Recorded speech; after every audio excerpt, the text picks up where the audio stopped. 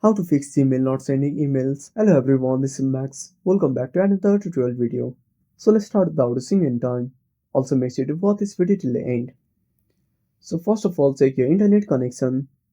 If it's working properly, go to the Play Store, tap on the search icon and search for Gmail. Now click on search. Now make sure to update to the latest version.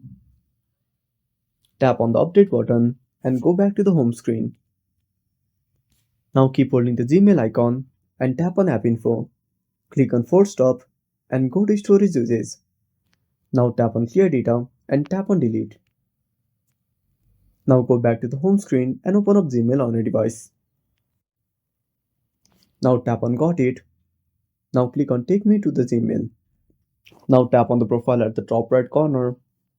Now if your storage is already full, then try cleaning some storage and then try to send your email on Gmail. I hope this will fix your issue. And that's it. Thanks for watching. Make sure to subscribe our channel and hit the bell icon. See you in the next video.